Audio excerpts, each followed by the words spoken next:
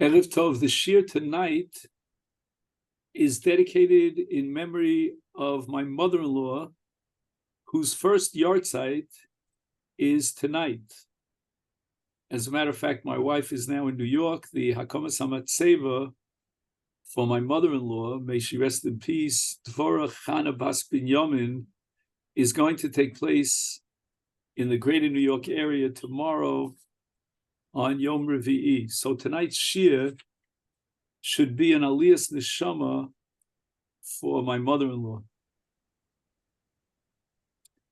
We've covered most of what I want to discuss with regard to collateral damage. A very, very quick review. We had 3 hakafos, and then we got to Rav Shimon Shlomo Hirsch. The first hakaf was the Rambam, who justifies Shimon v'Levi because they were guilty of dinim, meaning they didn't condemn Chamor ben Shechem to death.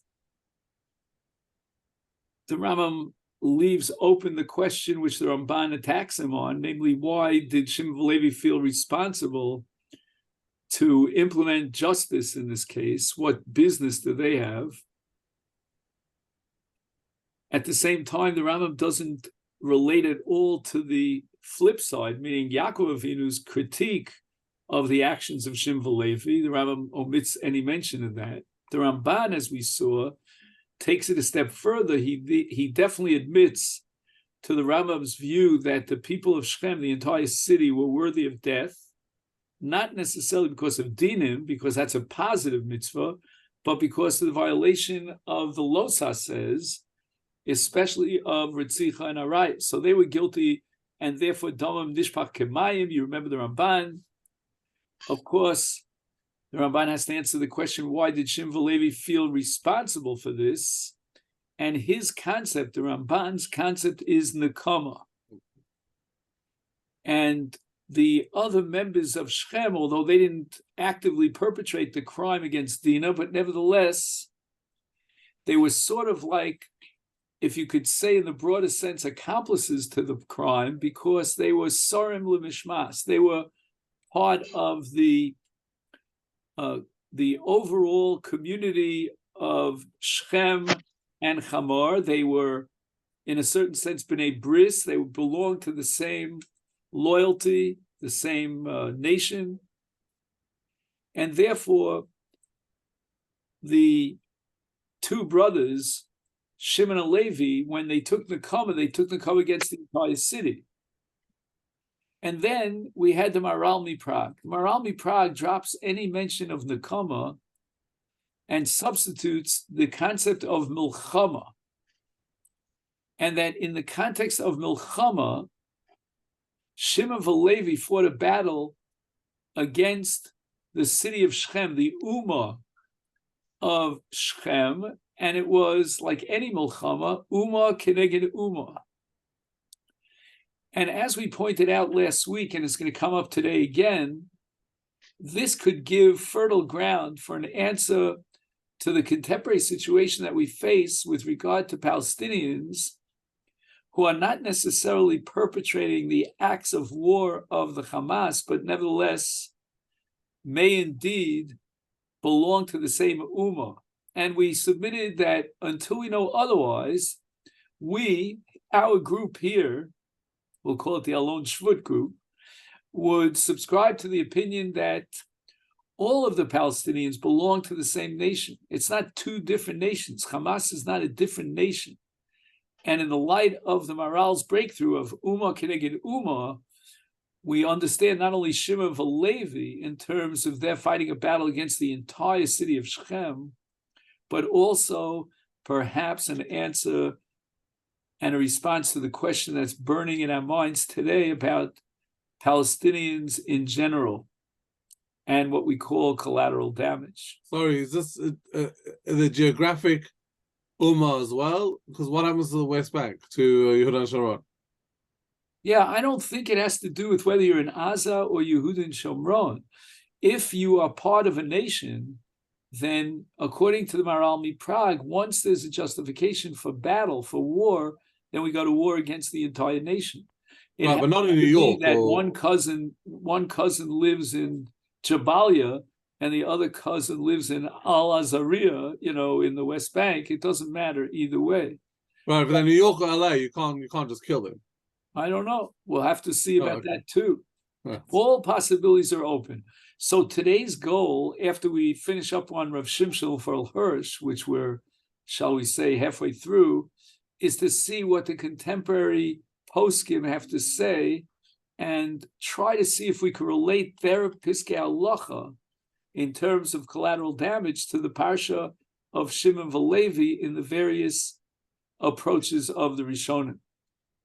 So Rav Shimshon Fal Hirsch has a radical breakthrough here in the sense that Shimon Valevi were out to instill fear in the hearts of our enemies. And they took up the cherev, which normally is, shall I say, allotted to Esav.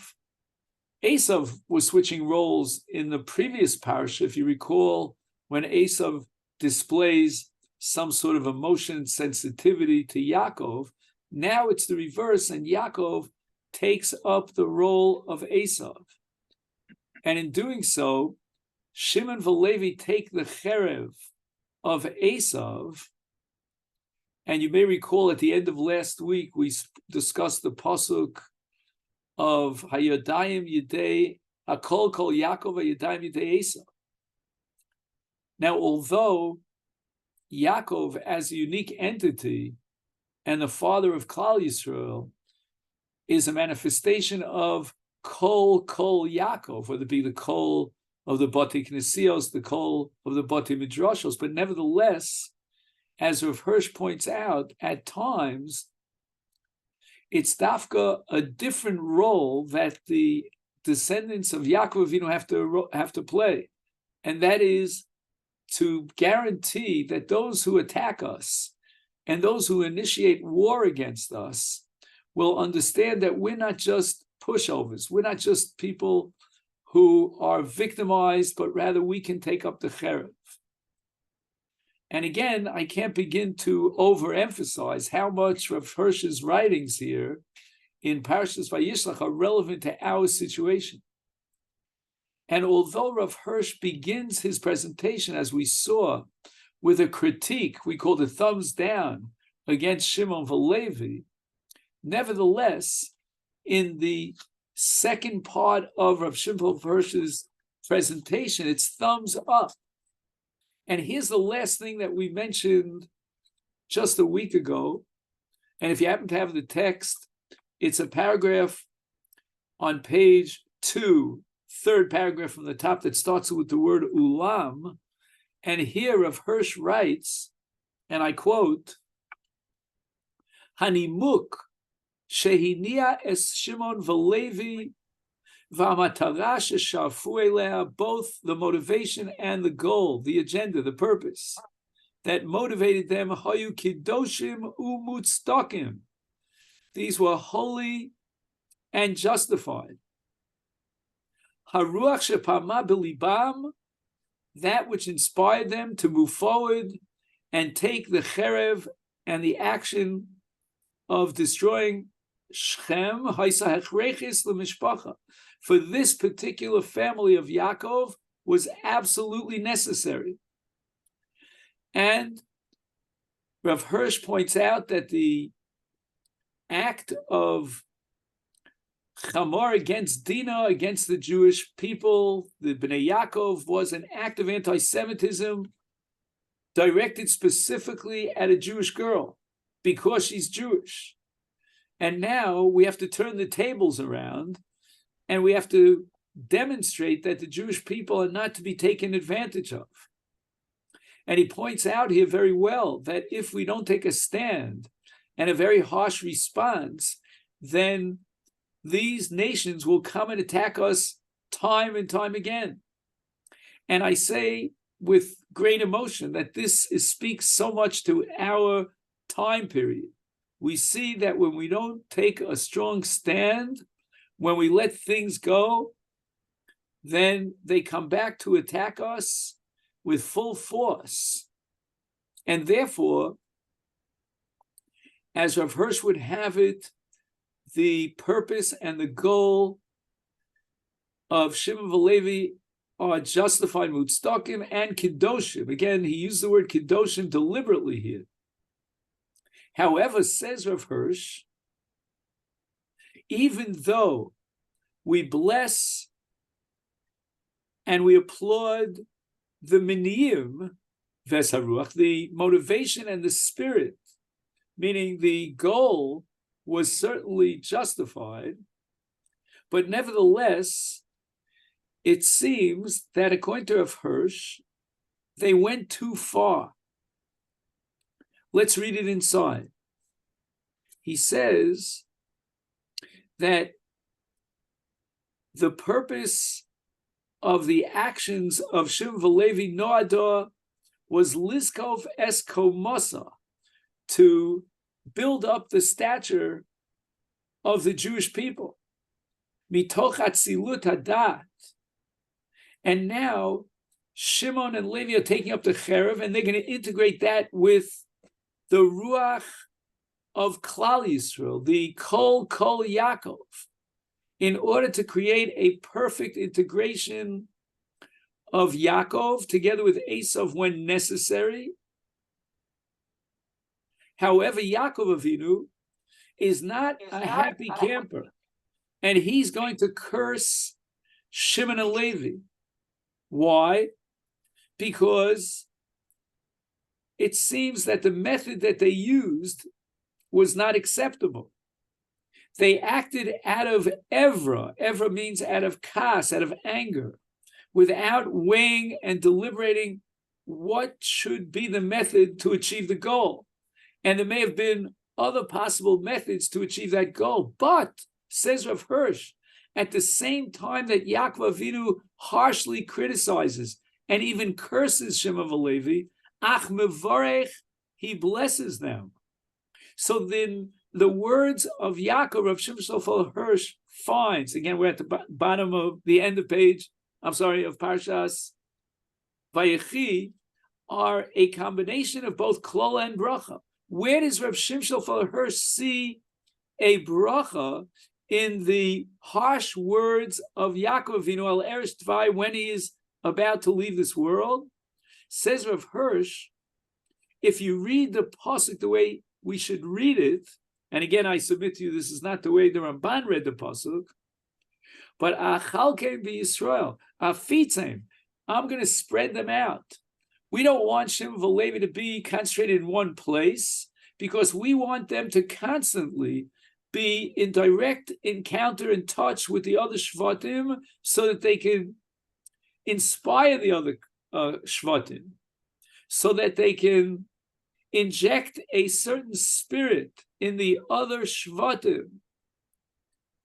And on the one hand, they must all have a certain ruach chazakah, a very strong spirit, ha'era tamid, that will be always awakened, lichvod u'li'eud ha'musari ha'ruchani. Never should we squelch or ignore our Jewish unique destiny. Our identity is an identity of musar and ruach, and that always has to be guaranteed. Shetishaer kayemet u'pe'ilah. Mechaya, its goal is to breathe life into the people of Israel, umatzila b'chol chugei, and it will protect the people of Israel. But for that, we need sometimes to take up arms, to use the cherev of Esav.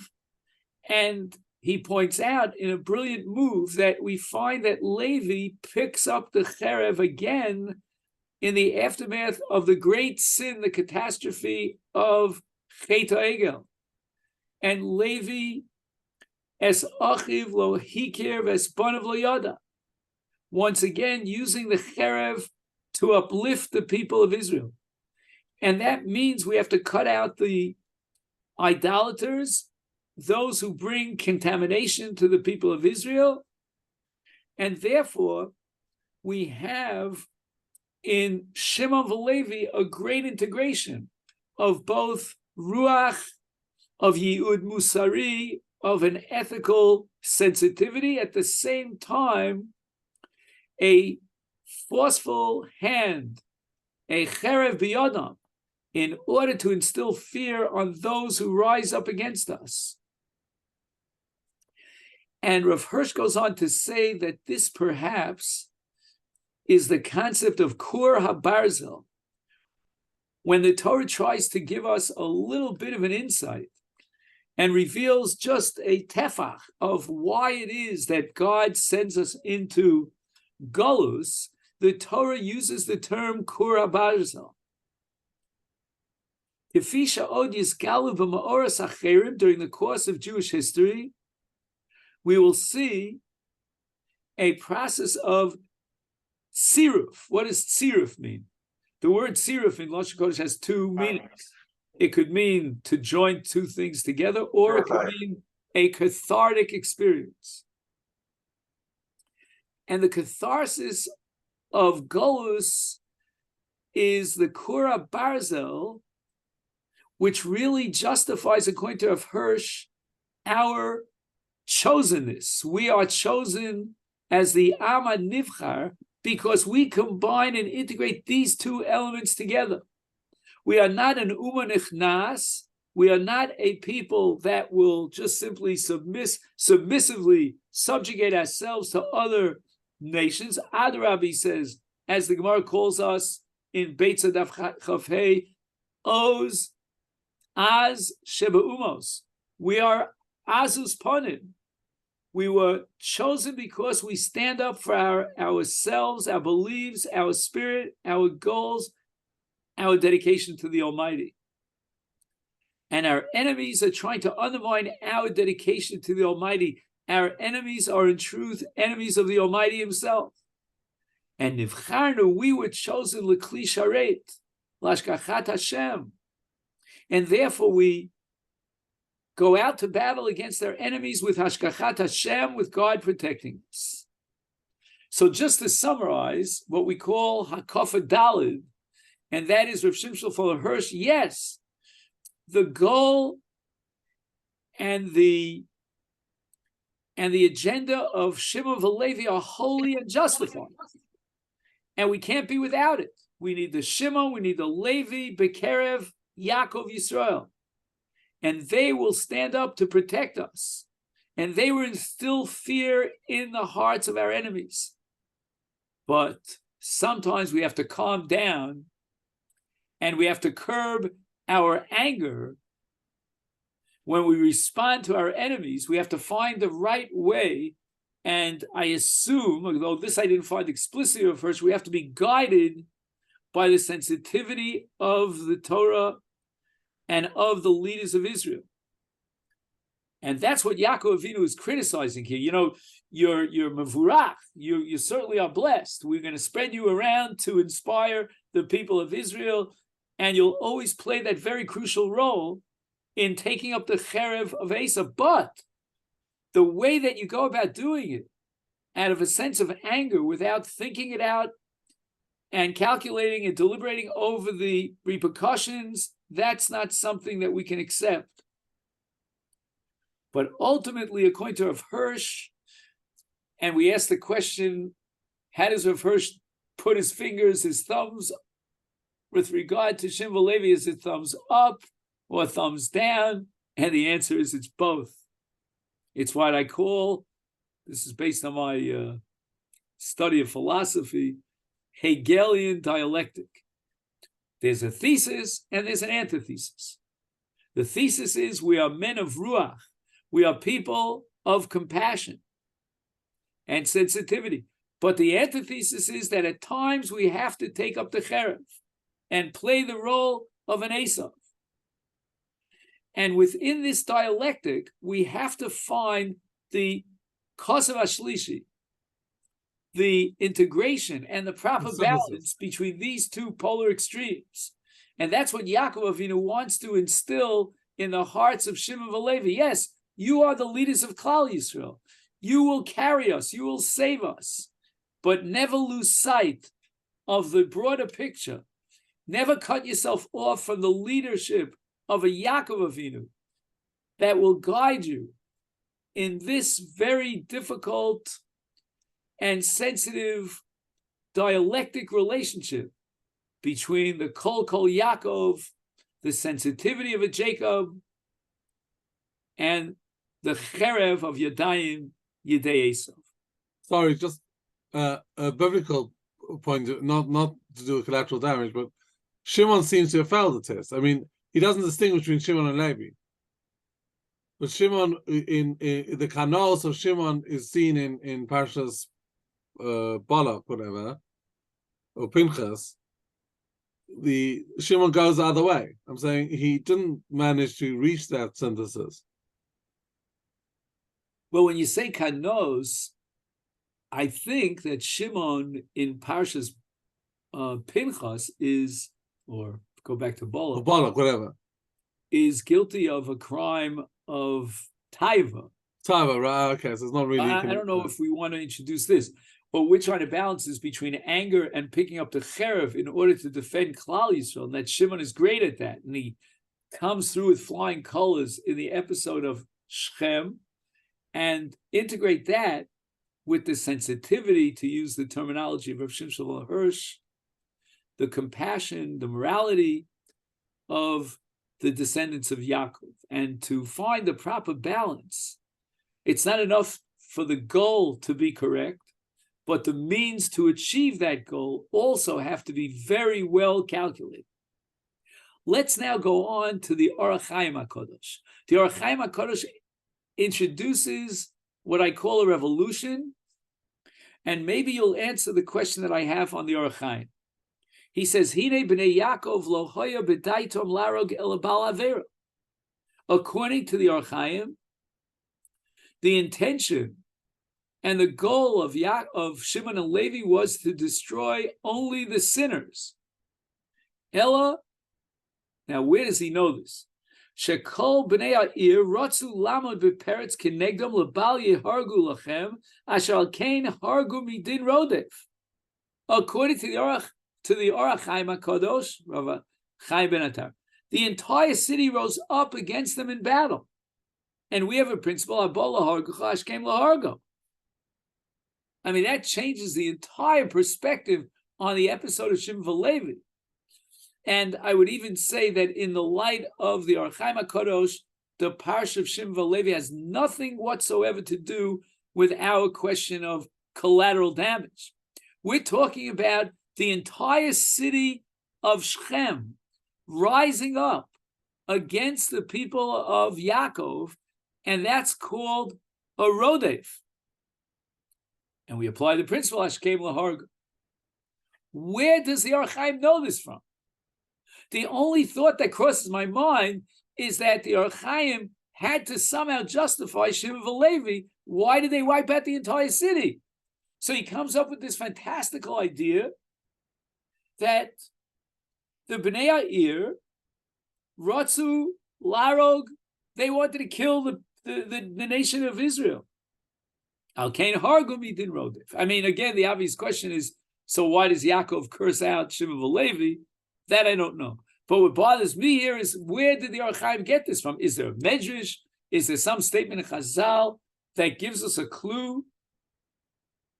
Shekol b'nei ha'ir amdu b'peretz kenegdam, and therefore Shimon and Levi, who wanted to kill only those who were guilty, as the Orach Chaim says it, Lohoya b'daitam larag el bali avera, they will kill the entire city of Shechem like you kill a road. And Rabbosai, I want to come back to this Orach Chaim in about a week's time, in a different context whatsoever. And if the vote is in favor, I would like to pick up, we hope to finish tonight, collateral damage. I'd like to pick up the question of Milchama What is the mitzvah milchama? What's the difference between milchemes mitzvah milchemes reshus? And at the same time, pick up the concept of milchama against the terrorists. And do we see the terrorists A as a rodef, as rodfim, or B as a mitzvah milchama? So that's something that we can negotiate. In any event, before we go to the contemporary tshuva literature, I just want to point out to you that there's a very strange Masechta Sofrim / Mechilta in Parshas Beshalach. When I say slash, I mean the Mechilta is coming to expand on the Masechta Sofrim. Tani Shrab Shimbar Yochai Hatov Shebavoriks Kochavim B'Shas Milchama Harog. And again, if we take the approach of the Maral and we malbish, we put it on to this Masechta Sofrim comment, then it's very fascinating. We can even kill those enemies of ours who are not guilty. Hatov, they are the good guys. And who are these good guys? Well, we're going to see this in Rabbeinu Bachai in the parsha of Mitzrayim. Amongst the Mitzrim, there were some good guys that were Yorei Hashem, as we'll soon see. The Mechilta expands upon this. Paro takes Sheish Meos Rechev Bachur, and he goes out to battle against the people of Israel. The question is, where were these animals coming from? Sheish Meot Rechev Bachur? Obviously, they had horses. Mitzrayim is famous for its horses. But all these were destroyed during the Eser Makos. As the Pasuk says, Vayomas kol mikne Mitzrayim. V'im tomim mishal paro hoya. These were 600 horses that belonged to Paro. Halok far nemar. Hine yad Hashem hoiva b'miktecha Asher Besada. And according to the Mechilta, all the Mikneh was destroyed, including those that were owned by Paro. V'im tov mishal Yisrael, because the Mikneh of Klal Yisrael was not destroyed. He says, Gam Miknenu yelech imanu. Moshe Rabbeinu demanded that even the Mikneh of Klal Yisrael, the horses, etc., would go out of Mitzrayim. So there were no horses, Jewish horses, left in Mitzrayim. Elo shel mihayu shel hayorei es dvar Hashem. Imagine using that phrase as the Torah does to describe the Mitzrayim. Who are these yorei es dvar Hashem? When Moshe Rabbeinu warned them about the Makkah, they took their animals inside. They actually took Moshe Rabbeinu seriously, and they believed that God would destroy all the Mikneh, and so they protected the Mikneh by taking it inside. It was no longer Basada, and this was the very Mikneh that went out to battle against Klal Yisrael and the Sheish Meos Rechav Bachur. Says Rabbeinu Bachai. Kosav Rashi Zalbimi Hayu, and he goes through the whole Shaklavitaria. Could it have been Paros? Could it have been Yisrael's, and so forth and so on? But rather, it was min hayores dvar Hashem, min hamitzrayim, but hakol Yisrael. Unbelievable. The takola that Paro wanted to bring down the Jewish people is going to come through the Mitzrim, who are the Yorei Hashem. Mikan darshu Masechta Sofrim, says Rabbeinu Bachai, this is the source for Masechta Sofrim. So we see that the Mechilta in Beshalach is really the basis of the formulation of Masechta Sofrim. Amar Rab Shimbar Yochai, Tov Shev Mitzrayim, or Shev Mitzrayim, Harog B'Shas Milcham. Ki B'Shas Milcham Bilvad Mutal Lahargo.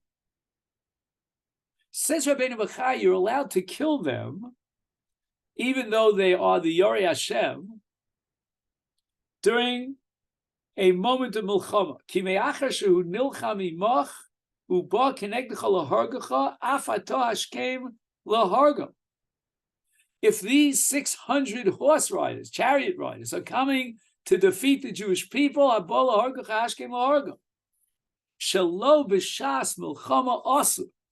but if we have reason to believe that these goyim are, shall we say, the good guys, meaning they are Yorei Hashem, then if it's not Shas Milchama, we're not allowed to kill them. And what does it mean? That during Shas Milchama, we're going to apply the principle Abola Harga Hashkem Laharga. But now the question is, well, what about Kriyas Shalom? And the Rabbeinu Bachai says that even at the time of Milchama, we have to offer a peace offering.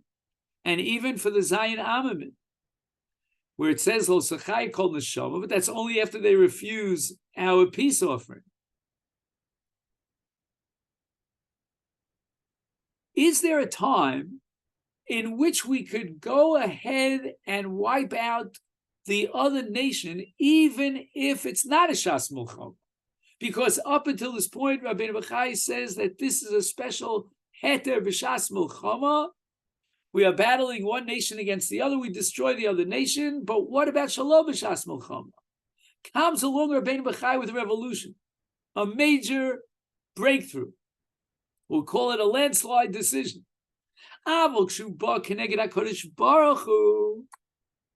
If we have reason to prove that the enemies are rising up against the Almighty Himself, they rebel against God,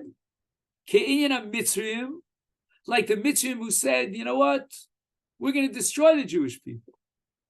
We don't care about the divine being. We don't have any allegiance to the divine being. They are now considered as Ba Keneged HaKadosh Baruch Hu. And therefore, afilu shelo b'shas milchama mutar, we can kill them, even if it's not b'shas milchama. And here he quotes a pasuk in Amalek. What does it say in Amalek? Milchama Hashem b'Amalek. Why does God declare war on Amalek? Because Amalek is declaring war on HaKadosh Baruch Hu. They are the rebellious nation against God. V'amitzrim kevan shero kvar b'makas b'choros. They witnessed all the makas, all the Eser makas, including the last makkah, b'choros HaKadosh Baruch Hu v'atzmo v'choda u'b'chvodo hevi ha'makkah. The last makkah was brought about by Hashem. V'achshav chozrim al hayam. What's going on? This stupidity here. This is idiotic. V'achshav chozrim al hayam. What's going on? Don't they realize that God is fighting on behalf of the Jewish people? What says the Rabbeinu Bachai, there's something goes above logic. They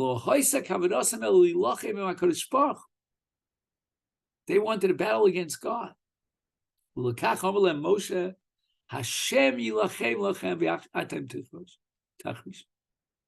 Why is God going to fight this battle for you? Because they are battling against God. And therefore,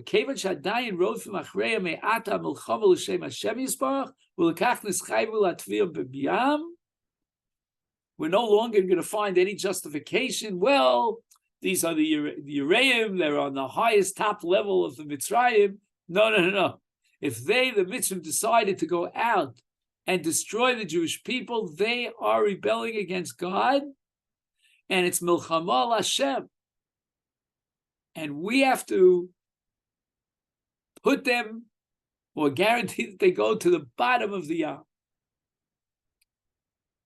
So therefore, we come back to the Masechta Sofrim, Hatov shebegoyim b'shas milchama harog. It means that b'shas milchama, we can say that after we're kori b'shalom, if they continue to run and pursue us, then habola hargu chashkem lahargu. Shalom b'shas milchama, we have to determine that they are fighting against the Almighty.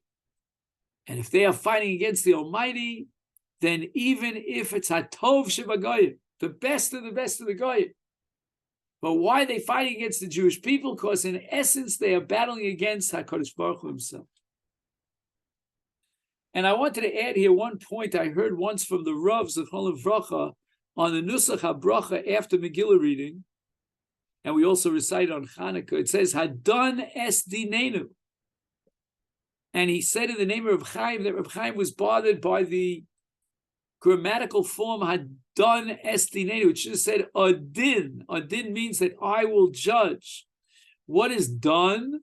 Says Reb Chaim, done means I'm a Baldin. HaKadosh Baruch Hu is not an outside coach or a referee, a third party. HaKadosh Baruch Hu is the party himself. It's not the nations against Klal Yisrael, it's the nations against HaKadosh Baruch Hu. Okay, what I'd like to do now, because I have to balance my time here, is take a look at a number of tshuvas, contemporary tshuvas, of the Rabbanim here in Eretz Yisrael. Only one of them is still alive. But let's talk about Rav Shlomo Goren. He, as the chief rabbi of the army, and then later the chief rabbi of the state of Israel, had to address a myriad of questions that deal with milchama. And he authored a tshuva work, which is called Meshiv Milchama. Now, I have a little bit of a soft spot for Shlomo Goren. I got smicha from him. He said I could be a rav of a yishuv and so forth and so on, high-level smicha. But nevertheless, I can't accept what he writes, but maybe you'll accept it. And by way of introduction, I would say the following. We have to go to battle with our sense of sensitivity and compassion. The midah of Klal Yisrael is rachmanim. And the Gemara says time after time again that if we see that the people of Israel, a person in Israel, I should say, is not acting out of Rachmanis, then we should check out his yichus. He's not part of the Jewish people. And we have to be korei b'shalom, offering a peace offering before we go out to battle, even against the Zayin Amim. So Rav Goren is going to introduce into the picture the midah of Rachmanis. Al af mitzvahs halachima mefureshes b'Torah. We have three categories of Milchemes mitzvah. Mitzuvim anu lachus gam al ha'oyev. Again, I find these words of Rav Goren, they reverberate in a very powerful way. Mitzuvim anu lachus gam al ha'oyev. Shlolara gafilu b'shas milchama el bizman she kayam hechrech la'agana atzmit. If there's a need to survive and win the battle, then we destroy.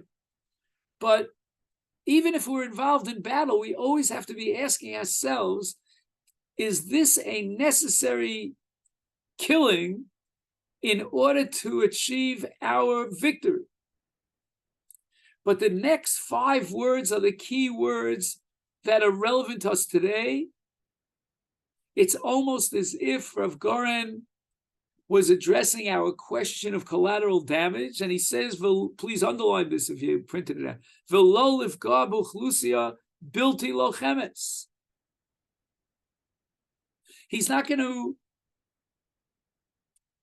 differentiate between one nation, another nation. Are they B'nai Bris? Are they loyal citizens of the nation that is going to attack us? He wants to know one thing.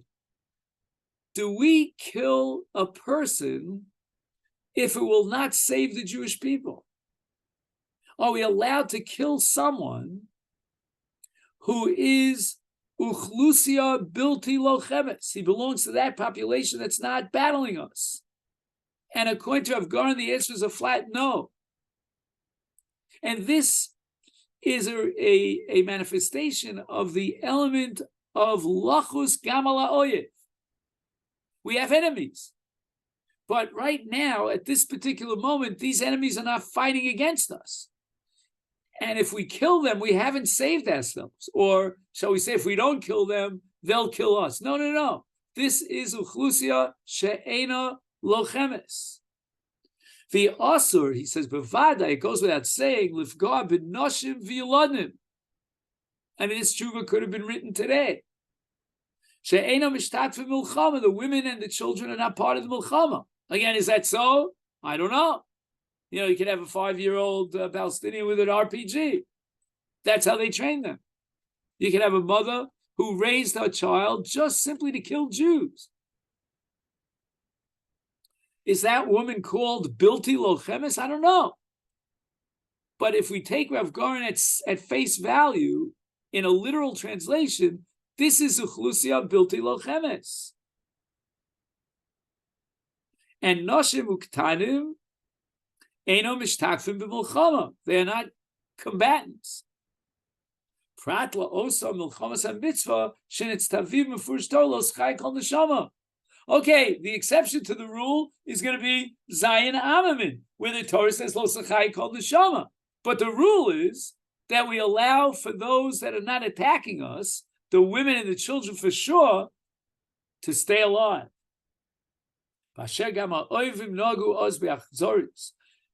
Interesting.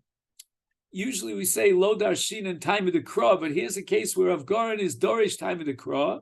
And he asks the question, why, in the case of Zayin Amin, were we commanded to wipe out the nations, men, women, and children? He says, because they, the 7 nations, were guilty of cruelty.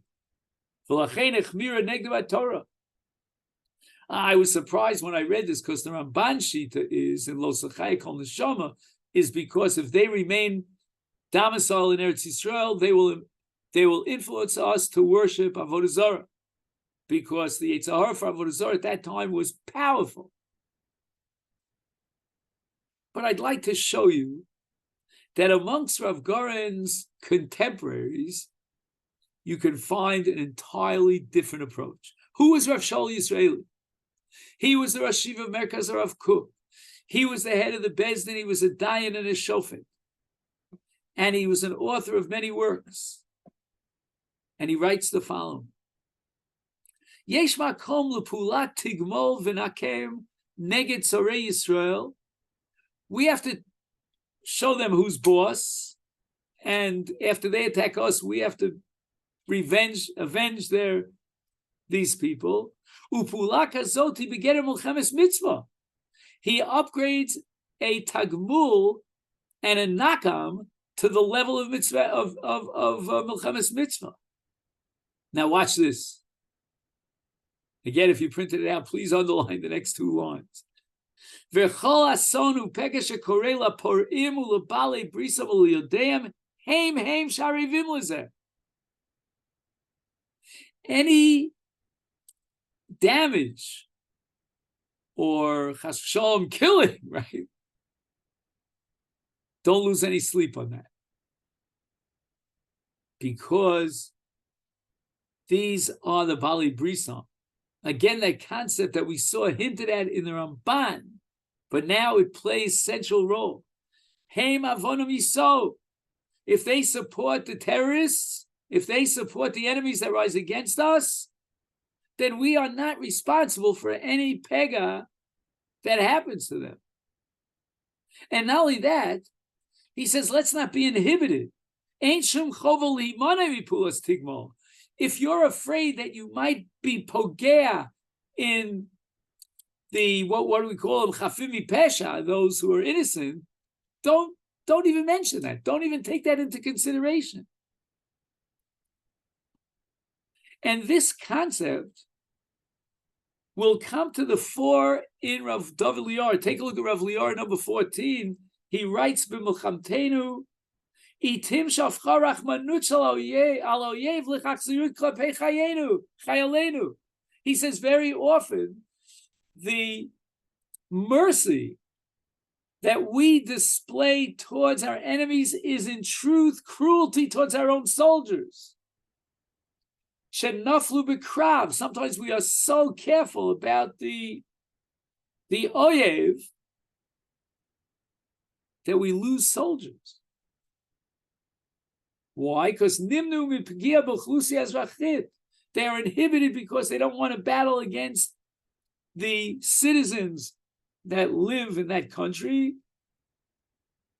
Shestira me'achorei gaba kochos tzava shel ha'erev. Mom is talking about Hamas, what we call the human shields. And if you turn to page 4, he continues it. He says, "Mutar mitzara mitgonen litkof gam uchlusi azrachit." He's going to the other extreme. We had Rav Goren who's saying, "Don't you dare raise a finger against uchlusia ezrachit," and we had an opposite view of Rav Shaul Yisraeli that these are the Bnei Abris, and therefore they'll suffer the consequences of any ason v'pega. But now we have another view of Rav Lior, which is the most extreme on the other side, the exact opposite of Rav Goren, and he's saying that we should not have any compassion whatsoever. And to defend ourselves, we will attack the Uchlusia Azrachit. Mitzad ha'am hatokef. What does it sound like? Ha'am hatokef.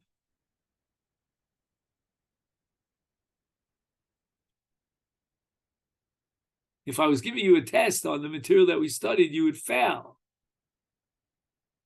What does this sound like? What does this remind you of? Who said this idea? Way before Rav Lior.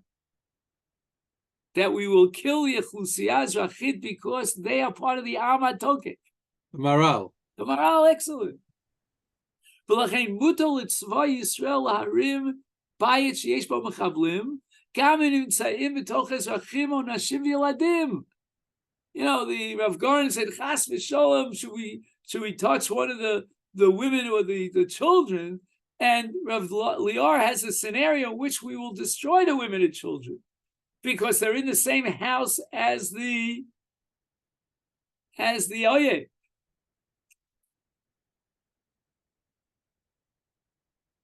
Wow. I mean, if you need to see a sugya in halacha that has a broad spectrum of opinions, like, for example, I think all the time of defining death. What defines death? And you'll have, on one side of the fence, you'll have Rav Moshe Tendler, and then on the other, and Rav Moshe Feinstein, and then you'll have you'll have all the extremes, everything. Here's another example. Rav Goren is talking about emphasizing lachus al ha'oyev. Rav Goren is talking about the fact that you don't even dare to entertain the idea of touching women or children. Rav Goren is talking about the idea that chaf mi pesha, ezrachim, who are not part of the battle against them, are not to be touched. Don't even dream of it. And on the other extreme, you have Rav Lior, who's saying that in our military enterprise or our combat, we should not be inhibited by the fact that there are ezrachim, ba'chlusiyah, that are going to be nifka, that are going to be damaged or destroyed. Forget it. Don't even think of that. Nothing should inhibit us. We are out there to destroy because we are fighting a milcham.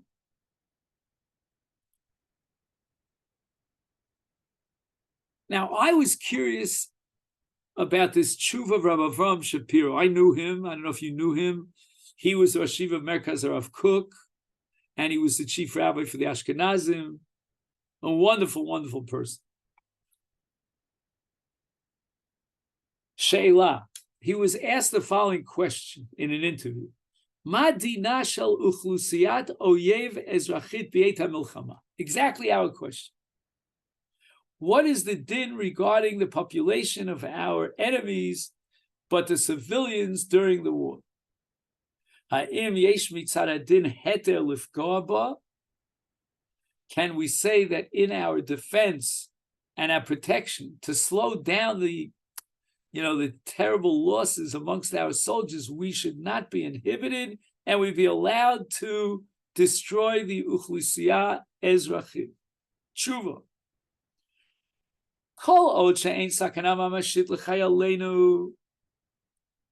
If at this point in time,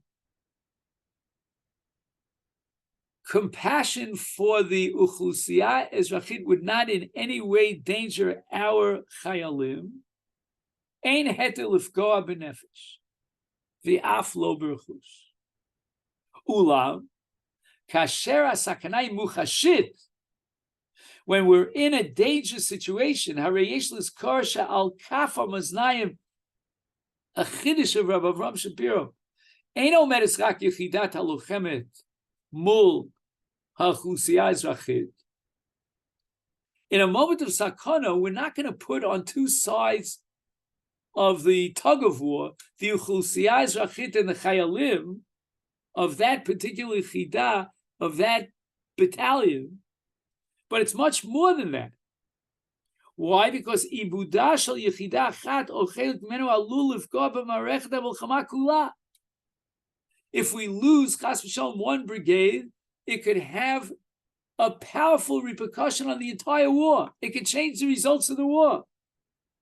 Al kain, and therefore, kasher nidrash, kasher sakana gluya la'ayin, we're in a dangerous situation. Ein makom limdod. You might come along and say, well, we're going to kill 100 ezrachim of the oyev in order to save one chayal. We're going to give back 1,000 terrorists to get Shilat back. Oh, no. What's at stake here is not just one chayal, but the entire war is at stake. And we're not going to start making calculations. It's 100 of them and only one of us. But rather,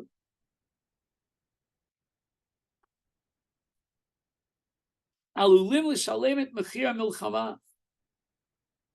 The ezrachim of a country that's at war with us will suffer and pay the price of this war. Yesh b'zeh halacha brura b'Rambam b'Hilchot Milchama v'chayvim latzil chayav shel kol chayal Yehudi. Honestly, I don't know where this Rambam is in Hilchos Milchama, but I ask myself, where does Rav Shapiro fit in our spectrum? He doesn't say a word about women and children, but he is talking about uchlusiyah ezrachit, which would include the women and the children. We cannot lose and forfeit and endanger one single chayal. He's very similar to Rav Lior. The only difference, perhaps, between Rav Shapiro and Rav Lior is that Rav Lior emphasizes the idea of an am. There's an am hatokev. And if the am hatokev includes mechablim, then we'll do whatever we have to, and we'll defeat and destroy even the ezrachim, like the case where the mechablim are hiding in a house. We will kill the human shields. And I would dare say that according to Rav Lior, we could bomb a hospital even, if need be, if they're being used as human shields. Not so according to Rav Goren, for sure not. To kill innocent men and women and children. According to Rav Yisraeli, it really boils down to the question of whether or not these people are B'nai Bris. And according to Rav Shapiro, it all depends on whether there's a sakana mamashit. Rav Lior is not looking for a sakana mamashit, an immediate danger. He's looking for a milchama, and therefore mutar la mitgonen litkof gam achlusiya zrachit mitzad am. It's a milchama, and they're going to have to suffer the consequences. Now, you heard of Rav Yaakov Ariel. He has a yeshiva in Ramat Gan. Oh, he's also quite famous for the Machon Hamishkan at the Kotel. You know what I'm talking about? I never was there. That one is Rav Yaakov Ariel is Ramat Gan. Rav Yisrael Ariel is the Machon HaMikdash. Yeah. Oh, this is brother? I think so. I don't think that's so close. Okay. Rav Yaakov Ariel is the Rav of Ramat Gan. Yes, and Rav Yisrael Ariel is the Machon HaMikdash. They're all very clever, the Ariel brothers. So this Rav Yaakov Ariel is, in addition to being a Rav in Ramat Gan, also has a yeshiva, very, very prominent Hesed yeshiva in Ramat Gan. And he writes in Tchumin, Lo rak lochamim alulim lipaga b'milchama. Not only are we fighting a battle against those who are lochamim, who are combatants, but elegam anashim neutralian sheniklu'u l'stei akra. You have neutral people. I mean, he's going even beyond the concept of am, beyond the concept of bnei bris. He sounds like he's talking about neutral people, maybe the Red Cross. I don't know if the Red Cross is neutral, or maybe journalists, if there are any journalists that are neutral. Sheniklu'u l'stei akra.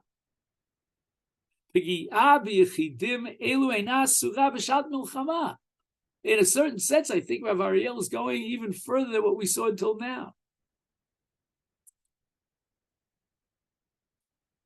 So let's, Rabbosai, wrap it up with the following. We see in the Ramban a certain tendency towards limiting our collateral damage, limiting. And if we're involved in Nekama, then we can only do Nekama against the Baalei Abris. And I think in that sense, Rav Shol Yisraeli is very similar to the Ramban, as we pointed out before, because the language of Rav Shol Yisraeli is Pega leporim ulebalei brisam uli aldeim.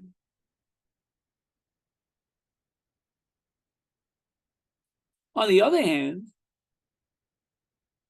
the Ramban elsewhere demands kriyas shalom even in a milchemes mitzvah, which sounds a lot like Rav Goren, who says mitzuvim anu lachus gam al oyeh. Now, in terms of men who are not combatants, and in terms of women and children who are not fighting against us, it really boils down to what I call Rove poskim. Again, I can't say it's Rove. I can only tell you about these poskim.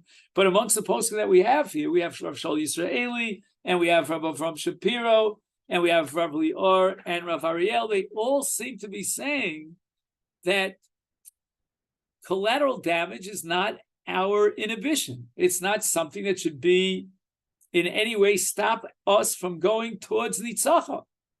And even the Echlusiyah Ezrachit She'einam Lochamim Negdenu, we shouldn't be inhibited. In the middle, we have perhaps the compromise shita of Rabbi Avram Shapiro. And Rav Shapiro wants to suggest that a lot of it depends upon what he calls sakana mamashit. He says, Ein lifga b'nefesh kol od she'ein sakana mamashit.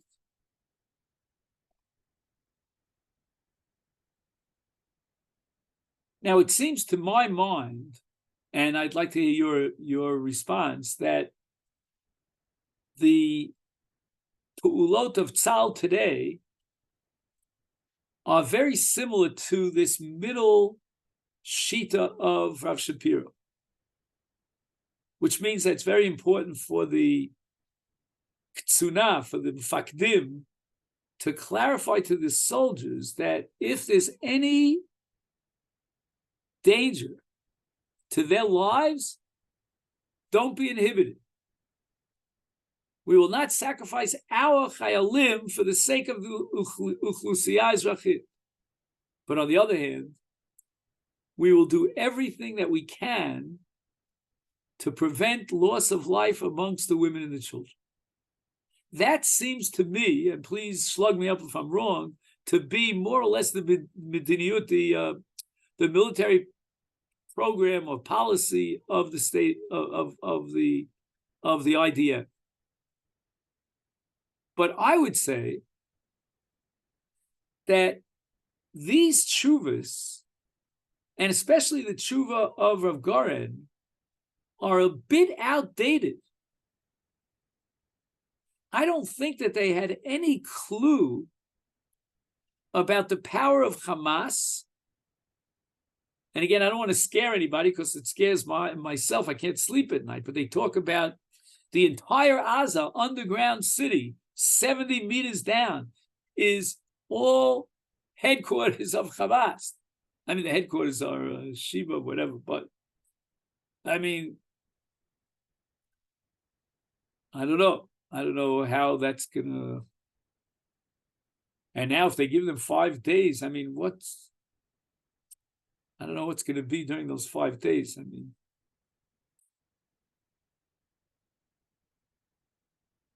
so please, if I can have, before I go on next week to a different topic, maybe to the topic of Milchama,